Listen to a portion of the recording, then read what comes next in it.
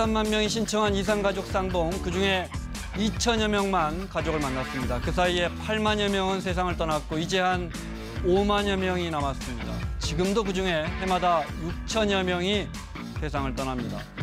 군사분계선을 그어놓고 가족들이 68년씩 헤어져서 사는 이 시대의 비극을 끝내야겠습니다. 그게 남은 사람들의 과제일 겁니다. 자, 사사건건 시작합니다.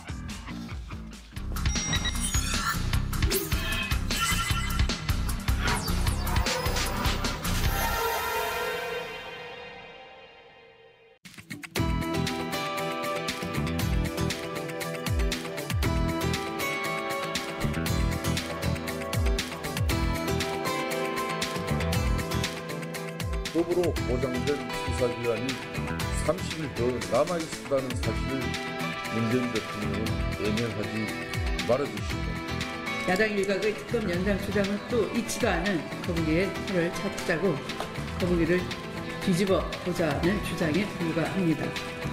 수사기한 연장 신청 여부는 22일 날 결정하기로.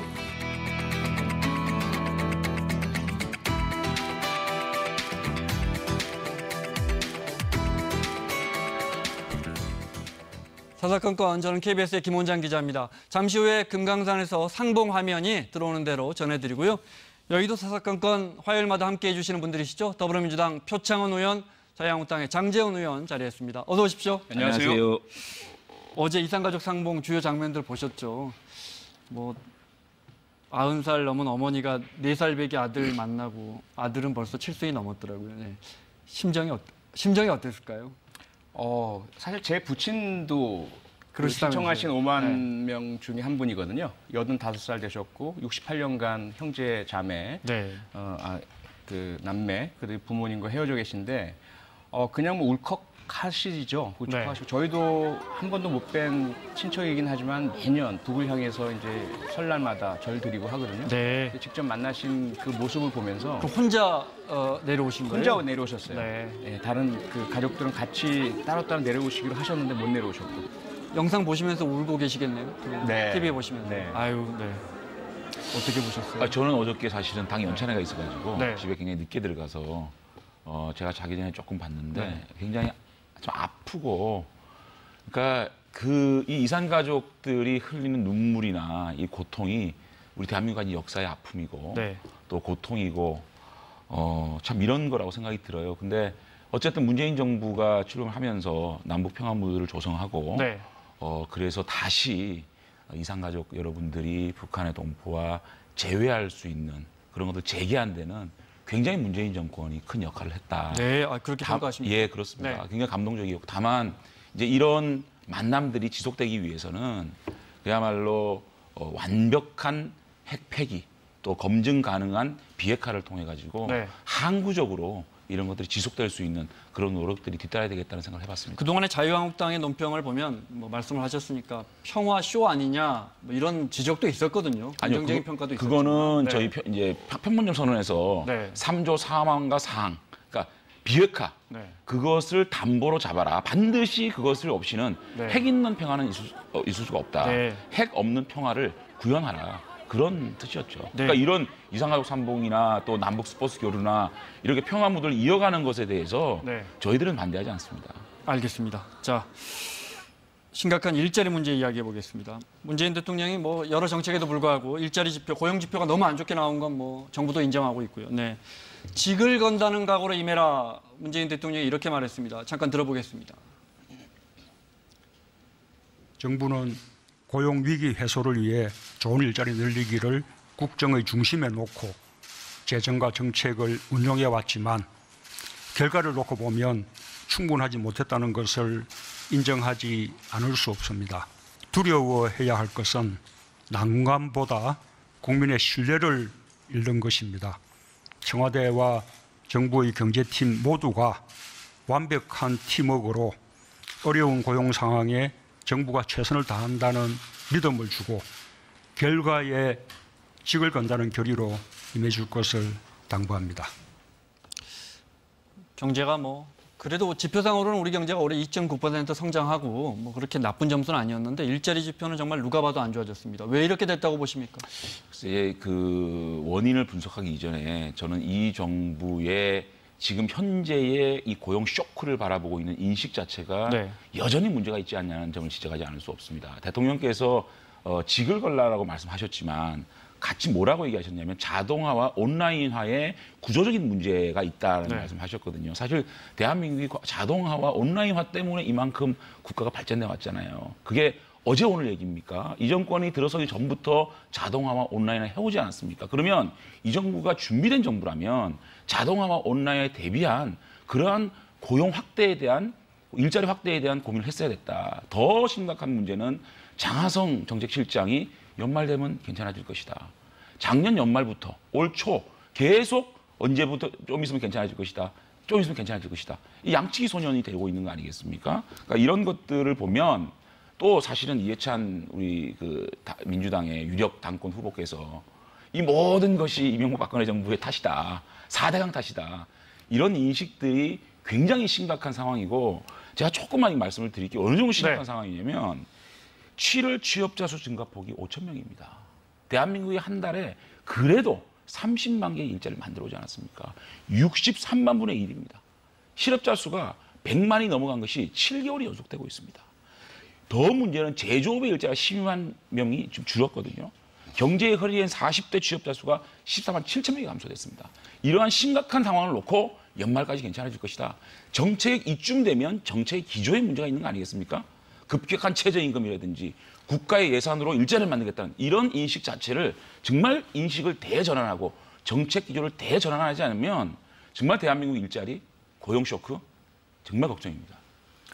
네, 우선 결과가 지금 안 좋습니다. 네. 인정해야 되고요. 대통령께서 말씀하셨다시피 정말 모든 관련 공무원들이 직을 걸 각오로 다시 달려들어야 합니다. 다만 일자리를 어떻게 만들 것이냐에 대해서는 당연히 우리 사회 전체가 합의가 좀 필요합니다. 우선 저희들이 출발한 것이 세 가지 아닙니까? 동반 성장이라는 기조하에서 소득주도 성장으로 나아간다. 그래서 좋은 양질의 일자리를 많이 만들겠다. 또 하나는 공정경제. 대기업이 중소기업 상대로 갑질하거나 단가를 후려치고 내리깎는 것을 막겠다. 그래서 중소기업이 일자리 창출의 핵심이거든요. 사실은 90% 가까이가 중소기업인데 그곳의 상황이 나아져야 청년들이 중소기업으로 갑니다. 그런데 지금 그 상황이 좀 안 나아진 문제고요. 또 다른 하나가 혁신 성장이거든요. 새로운 성장 동력으로 창업과 기술 그리고 중소기업 중심의 새로운 활발한 생태계를 만들겠다. 가능할 줄 알았죠.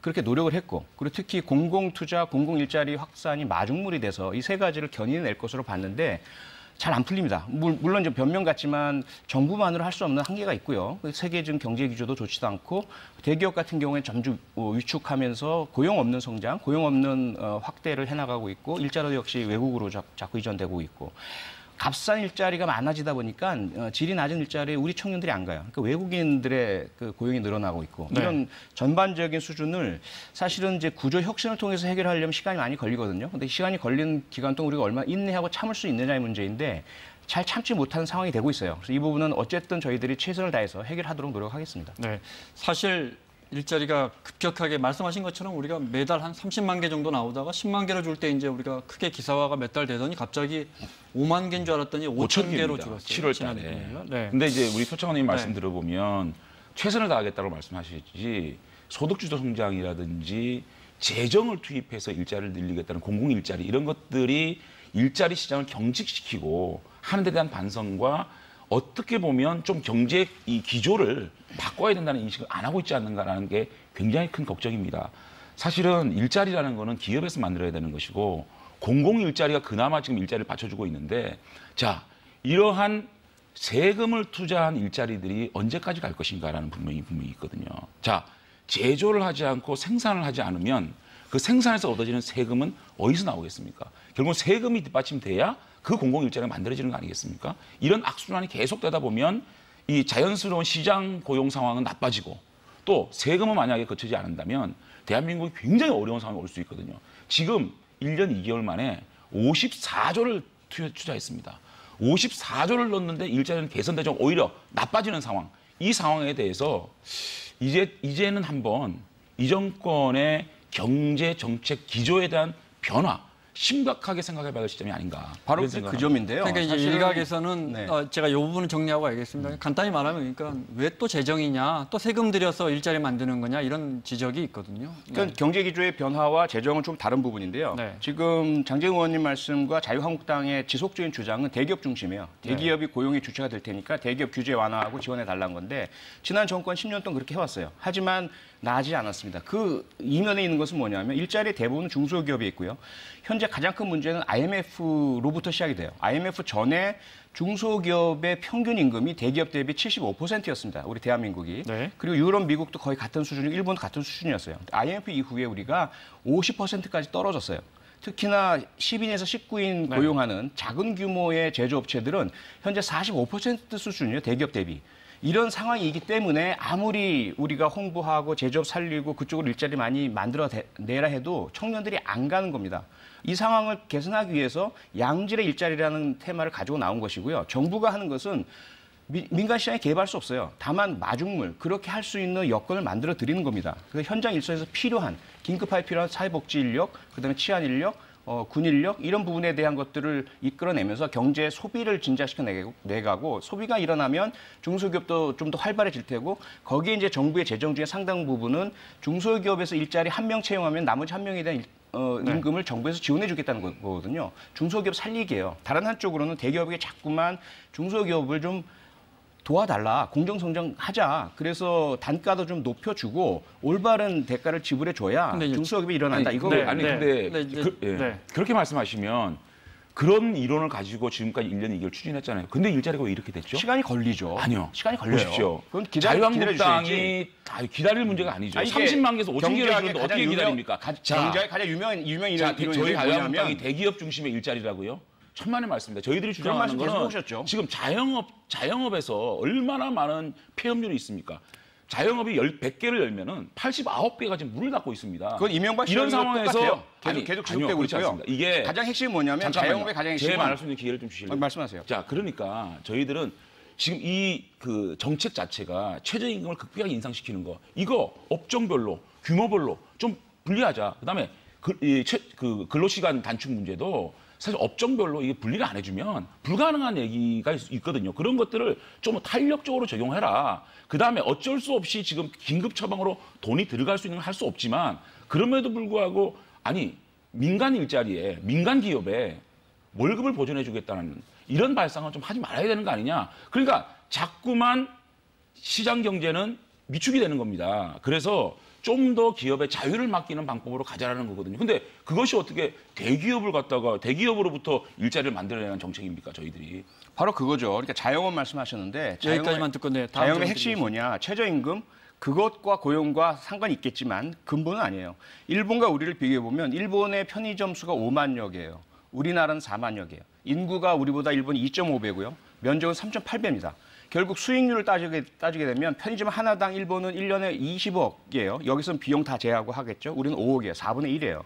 이런 상황, 너무나 많은 편의점들, 너무나 많은 자영업자들이 만들어져 있는 상태, 포화 상태에서 경쟁이 치열하. 여기서 수익률이 떨어지는 것이 가장 큰 문제인데 이 부분의 원인 출발은 IMF였어요. 고용이 무너지고 자영업으로 내몰리고 해결하려고 하고 있습니다. 그런데 문제는 그렇다고 해서 그럼 최저임금을 내리 깎아가지고 알바생들이 힘들고 어려운 상태에 놓여 있게 되면 자영업자들이 살아나나요? 그렇지 않습니다. 그 근본 원인은 임대료가 높고요. 그다음에 비용 많이 들어가죠. 그리고 너무나 경쟁이 치열하고 한 곳에 너무 많은 유사업종 많죠. 이 구조 자체가 해결되지 않으면 안 되는데 이걸 만드는 구조를 해결하는 시간은 걸려요.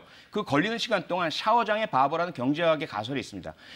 지금 당장 일어나는 것들을 참지 못해서 반대로 가고 그럼 너무 뜨거워 또 찬물로 돌리고 너무 차가워 또 뜨거운 물로 돌리고 이렇게 하면 경제가 망한다는 거예요. 자, 최저임금 문제 가지고 가장 직격탄을 맞은 거 어디입니까? 대기업입니까? 대기업은 이미 최저임금 넘어 서 있습니다. 대기업은 아무 지장 없습니다. 지금 최저임금 문제에서. 최저임금에 가장 직격탄을 맞는 것이 어려운 일자리를 가지고 있는 아주 저임금 근로자들이 지금 길거리에 내몰려 있고 아주 영세한 자영업자의 타격을 받고 있지 않습니까? 여기에 대한 대책을 당연히 세워야죠.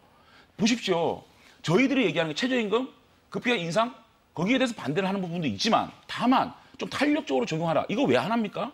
지금 당장 어렵다면 그런 탄력 적용을 통해 가지고 시청자분들 이해를 돕기 위해서 요것만 정리하고 표현님 의견 듣겠습니다. 그러니까 탄력적으로 적용해 가지고 지금 가장 어려워하는 그래서 일자리가 없어지고 또는 또 영세 업종들을 보호하는 그런 안전장치를 만들어야 되지 않겠습니까? 이거에 대해서는 등한시하고 무조건 최저임금 올려야 되고 시간을 기다리라. 왜곡이고요. 잠깐 시간을 기다려라. 우리 국민들이 지금 일자리가 없어서 결제 나왔는데 어떻게 기다립니까? 그러니까 급격한 변화나 급격한 임금 인상이라든지 급격한 부분은 늘 알겠습니다. 그늘이 있는 겁니다. 그 그늘에 대한 고민이나 그늘에 대한 대책을 만드셔야죠. 야당 지금 결과론적으로 청년 일체감 일자리가 23%. 그다음에 지금 실업률이 11%입니다. 이거에 대해서 결과에 대한 정권은요. 결과에 대한 무한 책임을 져야 됩니다. 지금 1년 2개월 만에 일자리 이렇게 쇼크한 게 왔는데 과거 문제를 삼고 또 기다리라 그러고 이게 국민들에게 할 도리입니까? 알겠습니다. 최선 다음도 말씀드렸죠. 문제 체질 개선에는 시간이 걸린다는 말씀에 그걸 가지고 내놓고 아무것도 안 한다는 말씀하시면 절대로 안 되는 것이고 최저임금의 지역별, 업종별 차등화에 대해서는 논의 중이에요. 답이 나와야죠. 그냥 지금 당장 어려우니까 이걸 검토도 없이 연구 성과도 없이 바로 적용해라? 그건 너무 무리한 요구죠. 아니 근데 등한시하는 거 아니에요. 연구 중이고 저희 당내에서도 계속 정책 논의 중에 최저임금의 차별적 적용에 대해서 계속적으로 논의하고 있어요. 그러면 장하성 정책실장이 작년 12월 달에 한 말씀을 보세요. 내년 초에는 괜찮을 것이다. 올해 초에 장하성 실장이 뭐라 그랬습니까? 올 중반기에는 괜찮아질 것이다. 어저께 당장 뭐라 그랬습니까? 연말이면 괜찮아질 것이다. 자, 이렇게 괜찮아질 것입니다라고만 얘기해야 됩니까? 그 안에 어떤 대책을 내세우겠습니다. 어떤 대책을 만들겠습니다라는 얘기가 나와야 되지 않습니까? 나왔죠. 표현님처럼 나왔죠. 어떤 게 나왔죠? 우선은 자영업자에 대해서는 세제 감면, 그리고 수수료, 카드 수수료 인하, 그리고 임대료에 대한 상한선 제한 이런 것들 계속 지속적으로 추진하고 있잖아요. 그리고 잘 될 것이다라는 것은 경제는 심리 아닙니까? 그래서 잘 될 것이다라는 신뢰를 얻도록 물밑에서 노력을 하고요. 근데 잘 안 됐기 때문에 지금 대통령께서 사과하고 계시잖아요. 결과는 책임지겠습니다. 노력하겠습니다. 다만 야당도 반대쪽의 주장만 하실 것이 아니라 함께 할 수 있는 건 좀 함께 해주시고 함께 합니다. 경제를 살리고 고용 살리도록 함께 해주시면 지금 저희가 비판을 좋겠어요. 하지만 이 문제가 너무 심각하기 때문에 인식 자체를 좀 바꿔라라는 말씀을 드리는 거예요. 자, 대통령께서 사과했다. 사과로 문제 해결된 문제입니까? 가급적 두 분 의견을 충분히 듣고자 장하성 정책실장은 청와대 장하성 실장은 지금쯤 책임져야 한다고 보십니까? 조금 더 지켜봐야 한다고 보십니까? 지금 그 상징적으로 아까 경제는 그 심리라고 하지 않았습니까? 장하성 실장이 지금 계속 추진하고 있는 이런 소득주도 성장 이런 것으로 국민들이 안정할 수가 없습니다. 그래서 전반적인 이 정책 기조를 바꿔야 되면 장하성 실장부터 여기서 이제 그만두는 게 맞다고 생각합니다. 자, 그러면 저 카메라 보시고요. 영상 편지 시간을 드리겠습니다. 청와대 장하성 정책실장께 장제원 의원이 30초 시간 드리겠습니다. 충분히 이야기하시죠. 자, 시작하시면 됩니다. 네. 예, 장하성 실장님. 이쪽 보시면 됩니다. 네. 예, 장하성 실장님. 문재인 정권 들어서자마자 소득주도 성장이라는 논리로 대한민국 민생과 일자리에 너무 심각한 문제가 발생됐습니다. 철진한 소득주도 성장론은 이제 일자리를 집어삼키고 세금을 폭식하는 괴물로 변해서 우리 국민들을 힘들게 만들고 있습니다. 이제 학교로 돌아가십시오. 그래서 그러한 마이너한 논리인 소득주도 성장론에 대한 공부를 하십시오. 우리 국민들은 장하성 실장의 학문의 실험 대상이 아닙니다. 이제 학계로 돌아가시길 간곡하게 요청드립니다. 자, 알겠습니다. 네, 화제 바꿔서 드루킹 특검 이야기를 해야겠습니다. 안 그러면 시간을 저희가 못 지키겠습니다. 네, 장하성 실장 학계로 돌아가시라. 특검 수사 시한 25일까지입니다. 오늘 21일인가 그렇죠. 그러면 이제 오늘 포함해서 나흘 정도 남았습니다. 네, 연장을 할지 일단 특검의 이야기 잠깐 들어보겠습니다. 현재 허익범 특검은 김 지사에 대한 영장 기각 사유를 면밀히 분석하고 있습니다. 그리고 그 기각 사유에 대해서 보완 수사 중에 있습니다. 수사 기한 연장 신청 여부는 22일 날 결정할 것입니다. 그렇게 22일까지 뒤로 당일까지 뒤로 미룬 이유가 있나요? 22일 날 연장 신청 여부에 대해서 결정하는 것이 낫다라는 의견이었습니다. 자, 내일 결정한다는 뜻입니다. 내일 뭐 연장 신청을 만약에 한다면 문재인 대통령이 받아들일까요? 한 달 특검 수사 시한을 한 달 더 하는 거죠. 네. 그래서 일단은 신청을 안 하는 것이 맞다고 보고요. 우선 직전에 있었던 박영수 특검하고 좀 비교를 해봐야 될 것 같아요. 박영수 특검은 25억 원, 허익범 특검은 31억 원을 썼어요. 그런데 실제로 수사를 한 내용을 보면 박영수 특검은 63명을 공식 소환 조사했고요. 허익범 특검은 14명, 기소는 박영수 특검은 30명, 허익범 특검은 6명. 네. 거의 5배의 일을 박영수 특검이 했거든요. 그리고 국정농단 얼마나 대단한 규모의 그 범죄입니까? 그런데 박영수 특검 연장 허용하지 않았습니다. 당시 그 황교안 대행이 말이죠. 네. 그리고 그 이후에 기소를 해나가면서 기소 과정에서 충분한 보강 수사를 했고요. 그다음에 기소 과정에서 공소 유지하면서 네. 법린 전부 다 풀어냈습니다. 그러면 결국 이 상당히 소규모의 그 드루킹이라는 정치 사이비 이미 집단이잖아요. 네. 이들이 저지른 대단히 단순한 범죄 행위에 대해서 이미 경찰이 충분하게 디지털 수사 다 했고 거기서 부족한 부분, 모자란 부분만 가려내면 되는 것이고 소환 조사한 것이 뭐 14명이 불과하고 이제 기소 6명 플러스 정도밖에 안 되는 규모인데 네. 굳이 뭐하러 연장을 하겠느냐. 네. 이 국민의 예산, 국가 예산 혈세를 더 쓰면서 이건 저는 바람직하지 않다고 봅니다. 네. 이산가족 영상이 곧 들어오는 것 같아서 저희가 가급적 어떻게 보십니까? 연장해야 합니까? 아니요. 그 허익범 특검이 요구를 하면 네. 대통령 받아들여야 되는 거 아니냐. 네. 이게 수사라는 거는 수사 당사자가 시간이 더 필요하다 그러면 그 받아들이는 게 맞다. 네. 제가 박영수 특검 연장하자 그럴 때 저는 연장해야 된다라고 황교안 총리에게 네. 말씀드렸거든요. 그 사실은 시간이 좀 더 필요한 건 있어 보입니다. 왜냐하면 샌다이 총영사직을 역제안했던 것들을 정리를 해서 지방 그 선거법 위반에 대한 규정을 분명히 해야 될 것 같고요. 그 다음에 새로 판결된 김경수 지사가 네이버에 이 접속을 해가지고 드루킹 일당들이 시연한 시간하고 그 네이버에 대해서 들어가서 시연했던 그런 것들이 포착이 된 거 있거든요. 요거를 좀 더 보강해야 되는 부분이 있고 네. 그 다음에 지금 사실상 검찰과 경찰이 참 그 증거를 좀 이렇게 빨리 좀 입수하고 네. 하는 것들에 대해서 좀 수사가 부진했던 부분이 초동 있거든요. 수사가 그렇죠. 미흡했다. 그래서 그런 부실 수사 부분에 있어서도 특검이 좀 들여다볼 지점이 있다고 봅니다. 그래서 연장이 필요하다. 허익범 특검이 요구를 한다면 네. 대통령께서 받아들이는 게 맞다 이렇게 생각합니다. 네. 가운데 드루킹 김동원 씨가 허익범 특검팀한테 예전에 한나라당이죠. 그 2007년도 당시에 한나라당이 뭐 수십억 원 들여서 용산에서 댓글 조작하는 기계, 매크로 기계 사왔다 이렇게 주장했다는 거예요. 그렇게 설명했다는 거예요. 네. 이 부분도 수사해야 한다고 보십니까? 지난주에 장재원 의원께서 말씀하셨죠. 허익범 특검법에 그 수사 중에 나온 다른 혐의에 대해서 수사를 네. 하라고. 그 논리에 따르자면 당연히 수사를 해야 되겠죠. 다만 그렇게 되면 너무나 많은 또 수사 연장이 필요하고 인력도 네. 필요하기 때문에 아마도 이 부분은 경찰, 검찰이 더 면밀하게 수사를 해야 될 것으로 보입니다. 철저하게. 네. 그 부분은 어떻게 보십니까? 잘못됐으면 네. 수사를 해야죠. 잘못되면 수사해야 그렇습니다. 되고 그런 수사를 하기 위한 시간을 벌기 위해서라도 아니 30일로 그 수사까지 가능할까요? 어쨌든 네. 새로운 그게 수사니까. 불거졌다 그러면 네. 사실 뭐 송인배 비서관 문제도 네. 특검이 검찰에 고발하겠다, 넘기겠다는 얘기를 했으니까 뭐 특검이 못할 것 같으면 검찰에 넘겨도 되고요. 네. 어쨌든 잘못된 부분은 민주당 측에서는 송인배 비서관이 무슨 A식장에서 이사 등재돼서 월급 받았다는 이야기 나오니까 이거 별건 수사 아니냐 그랬는데 또 이 건이 나오는데 이 건은 그럼 수사해야 한다. 별건 수사가 아니고. 이거는 연결된 사건이잖아요. 사건이다. 예, 드루킹과 네. 관련된 사건이고 매크로 네. 사건이고 그 사건은 사실은 사건 자체도 아니고 그 자체가 그냥 확인만 된 거거든요. 네. 입건됐던 사실만 확인된 것이지 네. 범죄 혐의점이 포착된 것은 아직은 아닌 거죠. 네. 이게 또 남으면 한나라당에 또 쓸데없는 요건을 받을 수 있기 때문에 네. 저는 뭐 어쨌든 불거진 문제는 국민들은 네. 이제는 다 확인해야죠. 진상을 밝히는 게 조사해서 맞다고 밝혀야죠. 생각합니다. 송인배 비서관 문제도 저는 밝혀야 되고 이것도 밝혀야 된다고 생각합니다. 네. 아니 그 무슨 용산에서 20대씩 몇십억씩 주고 그런 기계를 팔았는지조차도 사실은 확인이 안 됩니다. 너무 드루킹한테 특검이 휘말리는 거 아닌가 싶기도 하고. 자, 마무리를 해야겠는데 똑같은 기회를 드리겠습니다. 허익범 특검께 표창원 의원이 저 카메라 보시고요. 영상 편지 시작하시죠. 30초 드리겠습니다.